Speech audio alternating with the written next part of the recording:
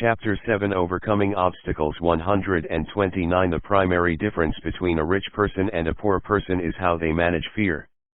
Once people have studied and become financially literate, they may still face roadblocks to becoming financially independent. There are 5 main reasons why financially literate people may still not develop abundant asset columns that could produce a large cash flow. The 5 reasons are: 1. Fear. 2. Cynicism. 3. Laziness. 4. Bad habits. 5. Arrogance. Overcoming fear. I have never met anyone who really likes losing money. And in all my years, I have never met a rich person who has never lost money. But I have met a lot of poor people who have never lost a dime investing, that is. The fear of losing money is real. Everyone has it. Even the rich. But it's not having fear that is the problem. It's how you handle fear. It's how you handle losing. It's how you handle failure that makes the 130 difference in one's life.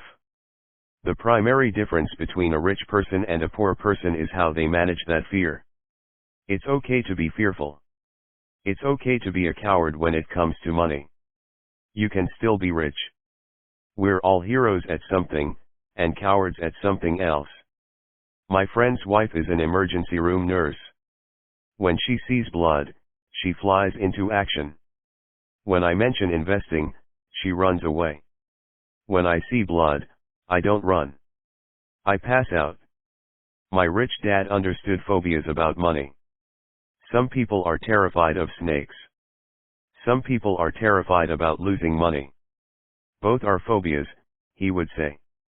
So his solution to the phobia of losing money was this little rhyme: if you hate risk and worry, start early. If you start young, it's easier to be rich. I won't go into it here, but there is a staggering difference between a person who starts investing at age 20 versus age 30. The purchase of Manhattan Island is said to be one of the greatest bargains of all time. New York was purchased for $24 in trinkets and beads. Yet if that $24 had been invested at 8% annually, that $24 would have been worth more than $28 trillion by 1995. Manhattan could be repurchased with money left over to buy much of Los Angeles. But what if you don't have much time left or would like to retire early? How do you handle the fear of losing money? My poor dad did nothing. He simply avoided the issue, refusing to discuss the subject. My rich dad, on the other hand, recommended that I think like a Texan. I like Texas and Texans, he used to say. In Texas, everything is bigger. When Texans win, they win big. And when they lose, it's spectacular. They like losing. I asked. That's not what I'm saying. Nobody likes losing. Show me a happy loser, and I'll show you a loser, said Rich Dad. It's a Texan's attitude toward risk, reward, and failure I'm talking about. It's how they handle life. They live it big. Not like most of the people around here, living like roaches when it comes to money, terrified that someone will shine a light on them, and whimpering when the grocery clerk shortchanges them a quarter. 131 Rich Dad went on. What I like best is the Texas attitude. They're proud when they win, and they brag when they lose. Texans have a saying: if you're going to go broke, go big. You don't want to admit you went broke over a duplex. He constantly told Mike and me that the greatest reason for lack of financial success was because most people played it too safe. People are so afraid of losing that they lose, were his words. Fran Tarkenton, a one-time great NFL quarterback, says it's still another way: winning means being unafraid to lose. In my own life, I've noticed that winning usually follows losing. Before I finally learned to ride a bike, I first fell down many times. I've never met a golfer who has never lost a golf ball. I've never met people who have fallen in love who have never had their heart broken. And I've never met someone rich who has never lost money. So for most people, the reason they don't win financially is because the pain of losing money is far greater than the joy of being rich. Another saying in Texas is, everyone wants to go to heaven, but no one wants to. Die. Most people dream of being rich, but are terrified of losing money. So they never get to heaven. Rich Dad used to tell Mike and me stories about his trips to Texas. If you really want to learn the attitude of how to handle risk, losing, and failure, go to San Antonio and visit the Alamo. The Alamo is a great story of brave people who chose to fight, knowing there was no hope of success. They chose to die instead of surrendering. It's an inspiring story worthy of study. Nonetheless, it's still a tragic military defeat. They got their butts kicked. So how do Texans handle failure? They still shout, "Remember the Alamo." Mike and I heard this story a lot. He always told us this story when he was about to go into a big deal, and he was nervous. After he had done all his due diligence and it was time to put up or shut up, he told us this story. Every time he was afraid of making a mistake or losing. For most people, the reason they don't win financially is because the pain of losing money is far greater than the joy of being rich.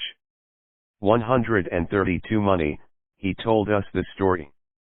It gave him strength, for it reminded him that he could always turn a financial loss into a financial win. Rich Dad knew that failure would only make him stronger and smarter. It's not that he wanted to lose. He just knew who he was and how he would take a loss. He would take a loss and make it a win. That's what made him a winner and others losers. It gave him the courage to cross the line when others backed out. That's why I like Texans so much, he would say.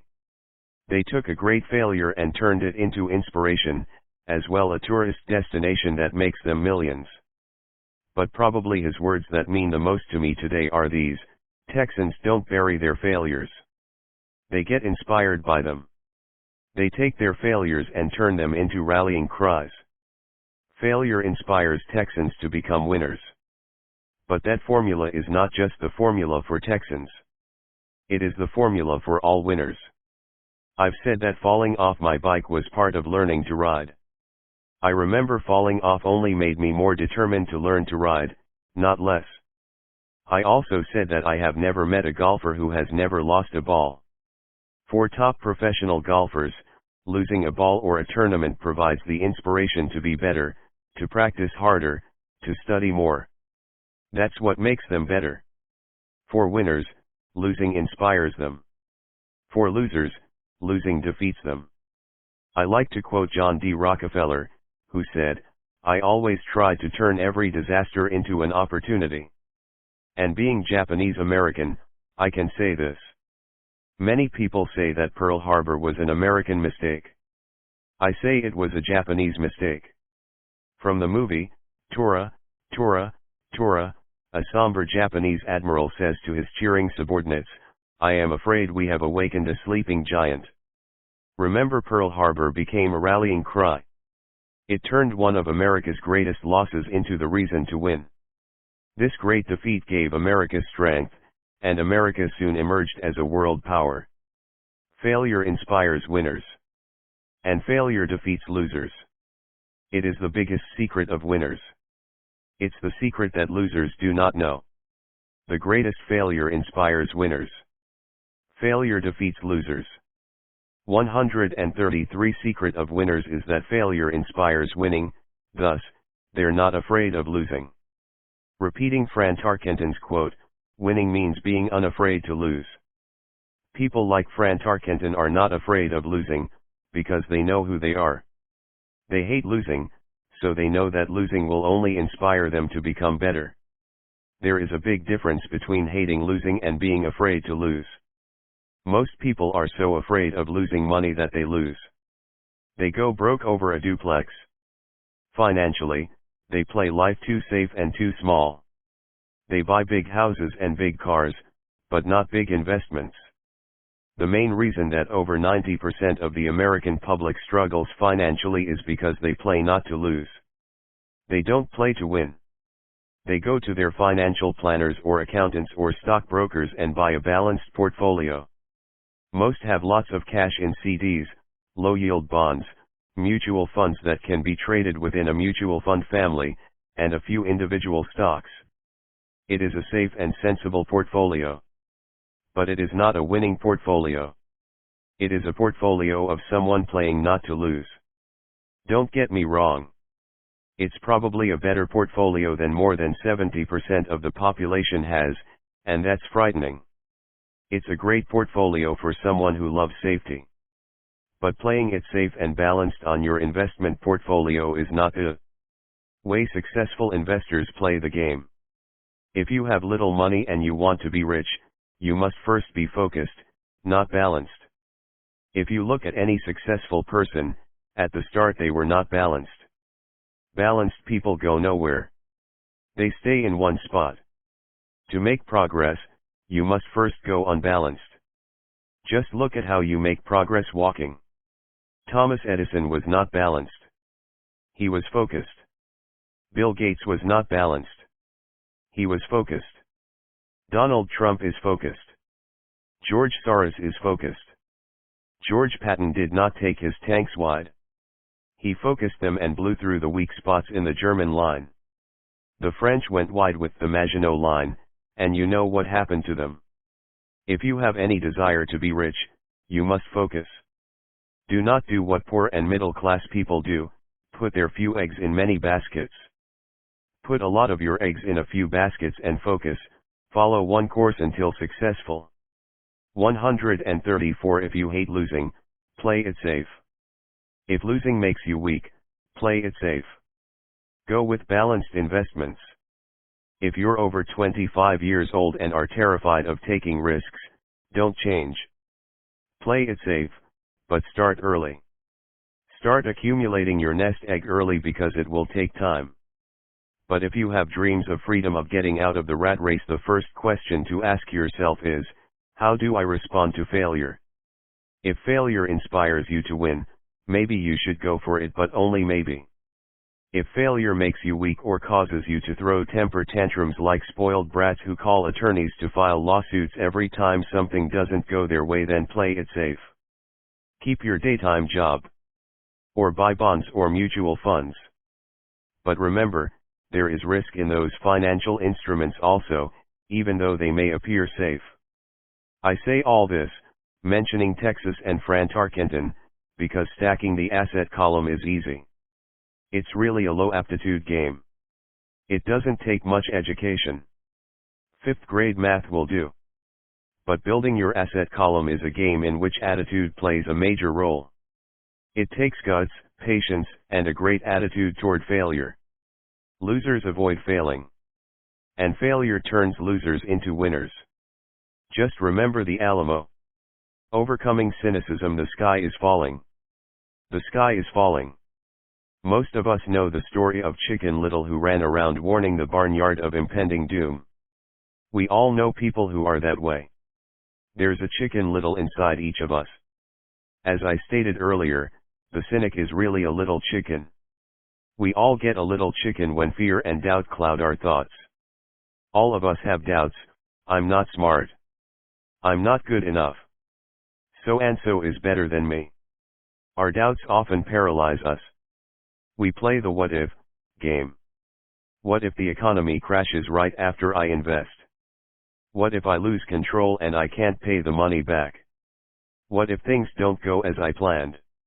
Or we have friends or loved ones who will remind us of our shortcomings. They often say, "What makes you think you can do that? If it's such a good idea, how come someone else hasn't done it? That will never work. You don't know what you're talking about." These words of doubt often get so loud 135 that we fail to act. A horrible feeling builds in our stomach. Sometimes we can't sleep. We fail to move forward. So we stay with what is safe, and opportunities pass us by. We watch life passing by as we sit immobilized with a cold knot in our body. We have all felt this at one time in our lives, some more than others. Peter Lynch of Fidelity Magellan Mutual Fund fame refers to warnings about the sky falling as noise, and we all hear it. Noise is either created inside our heads or comes from outside, often from friends, family, co-workers, and the media. Lynch recalls the time during the 1950s when the threat of nuclear war was so prevalent in the news that people began building fallout shelters and storing food and water. If they had invested that money wisely in the market, instead of building a fallout shelter, they'd probably be financially independent today. When violence breaks out in a city, gun sales go up all over the country. A person dies from rare hamburger meat in the state of Washington, and the Arizona Health Department orders restaurants to have all beef cooked well done. A drug company runs a TV commercial in February showing people catching the flu. Colds go up as well as sales of cold medicine. Most people are poor because, when it comes to investing, the world is filled with chicken littles running around yelling, "The sky is falling. The sky is falling."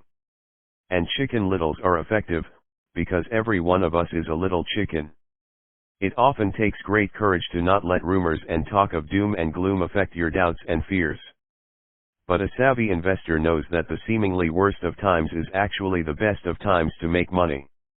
When everyone else is too afraid to act, they pull the trigger and are rewarded. Some time ago, a friend named Richard came from Boston to visit Kim and me in Phoenix. He was impressed with what we had done through stocks and real estate. The Phoenix real estate prices were depressed. We spent 2 days showing him what we thought were excellent opportunities for cash flow and capital appreciation. 136 Kim and I are not real estate agents. We are strictly investors. After identifying a unit in a resort community, we called an agent who sold it to him that afternoon. The price was a mere $42,000 for a 2-bedroom townhome. Similar units were going for $65,000. He had found a bargain. Excited, he bought it and returned to Boston. 2 weeks later, the agent called to say that our friend had backed out. I called immediately to find out why. All he said was that he talked to his neighbor, and his neighbor told him it was a bad deal. He was paying too much. I asked Richard if his neighbor was an investor. Richard said he was not. When I asked why he listened to him, Richard got defensive and simply said he wanted to keep looking. The real estate market in Phoenix turned, and a few years later, that little unit was renting for $1,000 a month, $2,500 in the peak winter months. The unit was worth $95,000. All Richard had to put down was $5,000 and he would have had a start at getting out of the rat race. Today, he still has done nothing. Richard's backing out did not surprise me. It's called buyer's remorse, and it affects all of us. The little chicken won, and a chance at freedom was lost. In another example, I hold a small portion of my assets in tax lien certificates instead of CDs. I earn 16% per year on my money, which certainly beats the interest rates banks offer on CDs. The certificates are secured by real estate and enforced by state law, which is also better than most banks. The formula they're bought on makes them safe. They just lack liquidity. So I look at them as 2 to 7 year CDs almost every time I tell someone that I hold my money this way, especially if they have money in CDs, they will tell me it's risky. They tell me why I should not do it. When I ask them where they get their information, they say from a friend or an investment magazine. They've never done it, and they're telling someone who's doing it why they shouldn't. The lowest yield I look for is 16%, but people who are filled with doubt are willing to accept a far lower return. Doubt is expensive. 137. My point is that it's those doubts and cynicism that keep most people poor and playing it safe.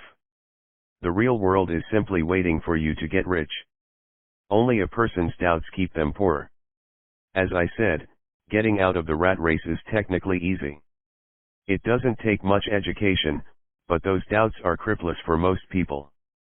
Cynics never win, said Rich Dad. Unchecked doubt and fear creates a cynic. Cynics criticize, and winners analyze was another of his favorite sayings. Rich Dad explained that criticism blinded while analysis opened eyes. Analysis allowed winners to see that critics were blind, and to see opportunities that everyone else missed. And finding what people miss is key to any success. Real estate is a powerful investment tool for anyone seeking financial independence or freedom.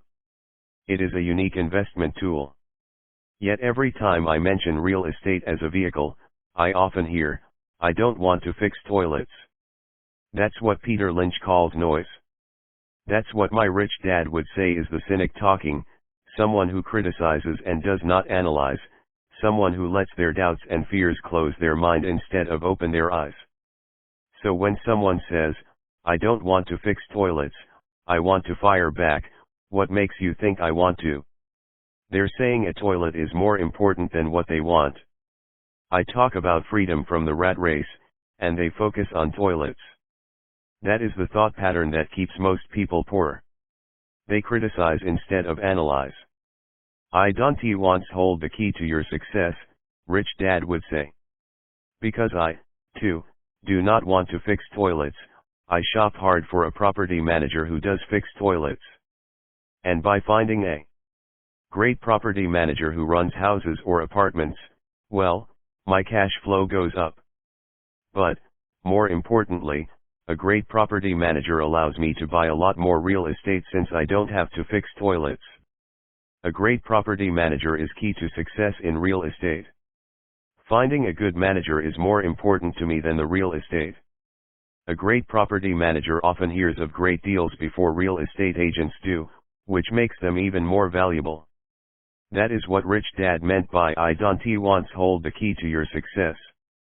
Because I do not want to fix toilets either, I figured out 138 how to buy more real estate and expedite my getting out of the rat race. The people who continue to say "I don't want to fix toilets" often deny themselves the use of this powerful investment vehicle. Toilets are more important than their freedom. In the stock market, I often hear people say, "I don't want to lose money." Well, what makes them think I or anyone else likes losing money? They don't make money because they choose to not lose money. Instead of analyzing, they close their minds to another powerful investment vehicle, the stock market. I was riding with a friend past our neighborhood gas station. He looked up and saw that the price of gas was going up and thus the price of oil. My friend is a worrywart or a chicken little.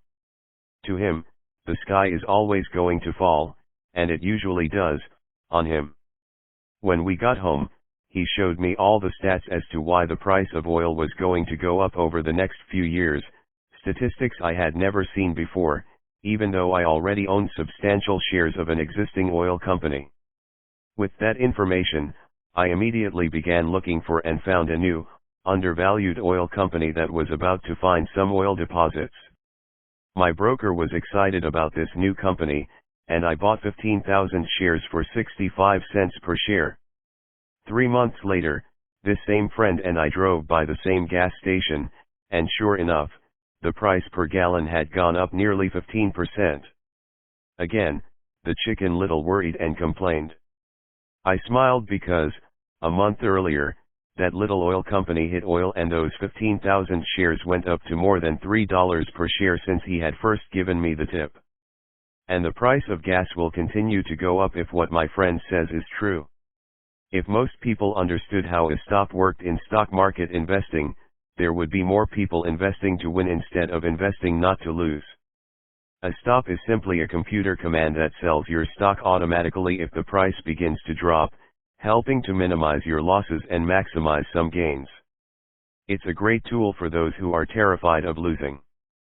So whenever I hear people focusing on their "I don't wants," rather than what they do want, I know the noise in their head must be loud. Chicken Little has taken over their brain and is yelling, "The sky is 139 falling, and toilets are breaking." So they avoid their "don't wants," but they pay a huge price. They may never get what they want in life. Instead of analyzing, their inner Chicken Little closes their mind. Rich Dad gave me a way of looking at Chicken Little. Just do what Colonel Sanders did. At the age of 66, he lost his business and began to live on his Social Security check. It wasn't enough. He went around the country selling his recipe for fried chicken. He was turned down 1,009 times before someone said yes. And he went on to become a multimillionaire at an age when most people are quitting. He was a brave and tenacious man, Rich Dad said of Harlan Sanders. So when you're in doubt and feeling a little afraid, just do what Colonel Sanders did to his little chicken. He fried it. Overcoming laziness. Busy people are often the most lazy. We have all heard stories of a businessman who works hard to earn money. He works hard to be a good provider for his wife and children. He spends long hours at the office and brings work home on weekends. One day he comes home to an empty house. His wife has left with the kids. He knew he and his wife had problems, but rather than work to make the relationship strong, he stayed busy at work. Dismayed, his performance at work slips and he loses his job. Today, I often meet people who are too busy to take care of their wealth. And there are people too busy to take care of their health. The cause is the same. They're busy, and they stay busy as a way of avoiding something they do not want to face. Nobody has to tell them. Deep down they know. In fact, if you remind them, they often respond with anger or irritation. If they aren't busy at work or with the kids, they're often busy watching TV, fishing, playing golf, or shopping. Yet deep down they know they are avoiding something important. That's the most common form of laziness by staying busy. So what is the cure for laziness?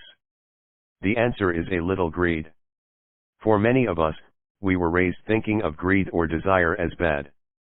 Greedy people are bad people, my mom used to say.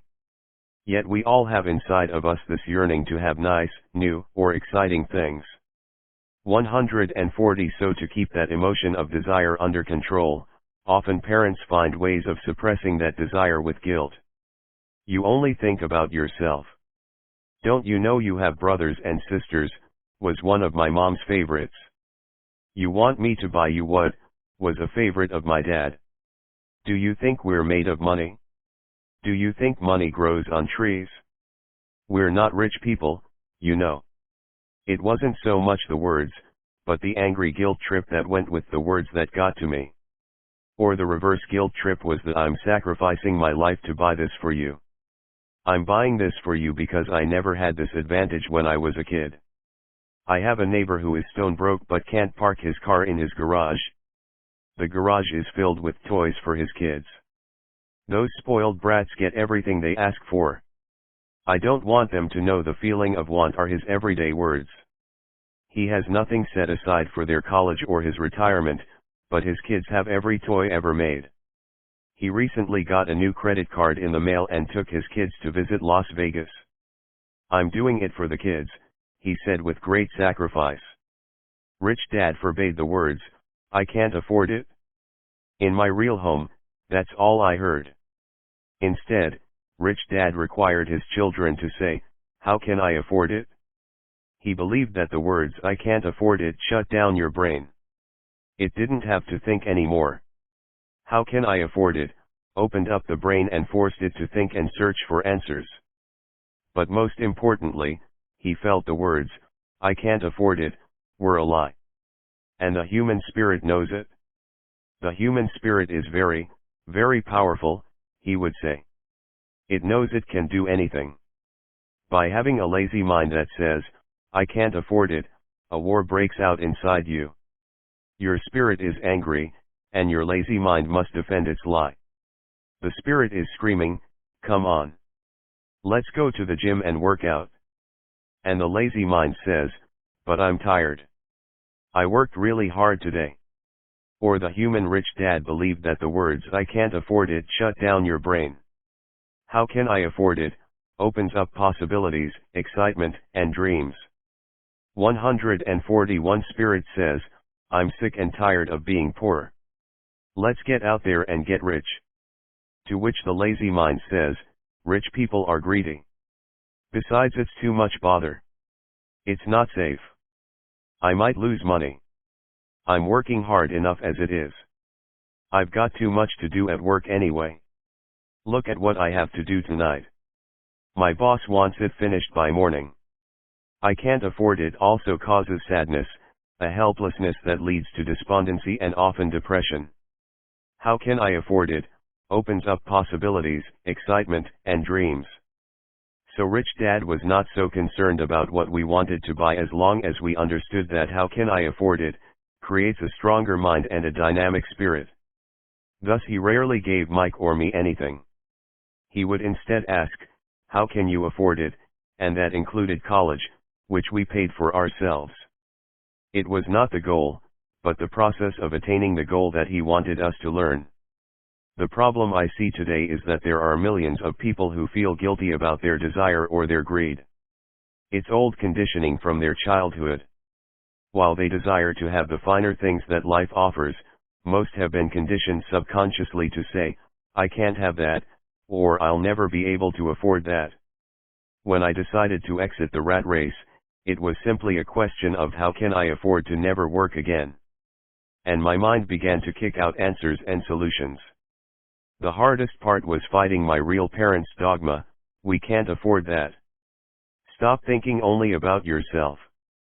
Why don't you think about others, and other similar sentiments designed to instill guilt to suppress my greed? So how do you beat laziness? Once again, the answer is a little greed. It's that radio station WeFM, which stands for What's in it for me. A person needs to sit down and ask, what would my life be like if I never had to work again? What would I do if I had all the money I needed?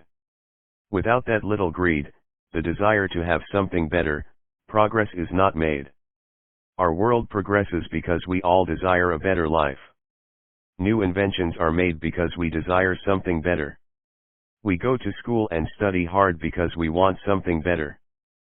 So whenever you find yourself avoiding something 142 you know you should be doing, then the only thing to ask yourself is, what's in it for me? Be a little greedy. It's the best cure for laziness. Too much greed, however, as anything in excess can be, is not good. But just remember what Michael Douglas said in the movie Wall Street, greed is good. Rich Dad said it differently, guilt is worse than greed, for guilt robs the body of its soul. I think Eleanor Roosevelt said it best, do what you feel in your heart to be right for you'll be criticized anyway. You'll be damned if you do, and damned if you don't. Overcoming bad habits. Our lives are a reflection of our habits more than our education. After seeing the movie Conan the Barbarian, starring Arnold Schwarzenegger, a friend said, I'd love to have a body like Schwarzenegger. Most of the guys nodded in agreement. I even heard he was really puny and skinny at one time, another friend added. Yeah, I heard that too, another one said. I heard he has a habit of working out almost every day in the gym. Yeah, I'll bet he has too. Nah, said the group cynic. I'll bet he was born that way. Besides, let's stop talking about Arnold and get some beers. This is an example of habits controlling behavior. I remember asking my rich dad about the habits of the rich. Instead of answering me outright, he wanted me to learn through example, as usual. When does your dad pay his bills? Rich Dad asked. The first of the month, I said. Does he have anything left over? He asked. Very little, I said. That's the main reason he struggles, said Rich Dad. He has bad habits. Your dad pays everyone else first. He pays himself last, but only if he has anything left over. Which he usually doesn't, I said. But he has to pay his bills, doesn't he? You're saying he shouldn't pay his bills. 143 Of course not, said Rich Dad. I firmly believe in paying my bills on time. I just pay myself first. Before I pay even the government. But what happens if you don't have enough money? I asked. What do you do then? The same, said Rich Dad. I still pay myself first. Even if I'm short of money. My asset column is far more important to me than the government. But, I said. Don't they come after you? Yes, if you don't pay, said Rich Dad. Look, I did not say not to pay. I just said I pay myself first, even if I'm short of money. But, I replied. How do you do that? It's not how. The question is why, Rich Dad said. Okay, why? Motivation, said Rich Dad. Who do you think will complain louder if I don't pay them, me, or my creditors? Your creditors will definitely scream louder than you, I said, responding to the obvious. You wouldn't say anything if you didn't pay yourself. So you see, after paying myself, the pressure to pay my taxes and the other creditors is so great that it forces me to seek other forms of income. The pressure to pay becomes my motivation. I've worked extra jobs, started other companies, traded in the stock market, anything just to make sure those guys don't start yelling at me. That pressure made me work harder, forced me to think, and all in all, made me smarter and more active when it comes to money. If I had paid myself last, I would have felt no pressure, but I'd be broke. So it is the fear of the government or other people you owe money to that motivates you. That's right, said Rich Dad. You see, government bill collectors are big bullies. So are bill collectors in general. Most people give in to these bullies. They pay them and never pay themselves. You know the story of the 98-pound weakling who gets sand kicked in his face. I nodded. I see that ad for weightlifting and bodybuilding lessons in the comic books all the time. 144. Well, most people let the bullies kick sand in their faces. I decided to use the fear of the bully to make me stronger. Others get weaker. Forcing myself to think about how to make extra money is like going to the gym and working out with weights. The more I work my mental money muscles out, the stronger I get. Now I'm not afraid of those bullies. I liked what Rich Dad was saying. So if I pay myself first, I get financially stronger. Mentally and fiscally. Rich Dad nodded. And if I pay myself last, or not at all, I get weaker. So people like bosses, managers, tax collectors, bill collectors, and landlords push me around all my life just because I don't have good money habits. Rich Dad nodded. Just like the 98-pound weakling. Overcoming arrogance. What I know makes me money. What I don't know loses me money. Every time I have been arrogant, I have lost money. Because when I'm arrogant, I truly believe that what I don't know is not important, Rich Dad would often tell me. I have found that many people use arrogance to try to hide their own ignorance. It often happens when I am discussing financial statements with accountants or even other investors. They try to bluster their way through the discussion. It is clear to me that they don't know what they're talking about. They're not lying, but they are not telling the truth. There are many people in the world of money, finances, and investments who have absolutely no idea what they're talking about. Most people in the money industry are just spouting off sales pitches like used car salesmen. When you know you are ignorant in a subject, start educating yourself by finding an expert in the field or a book on the subject. If I pay myself first, I get financially stronger, mentally and fiscally.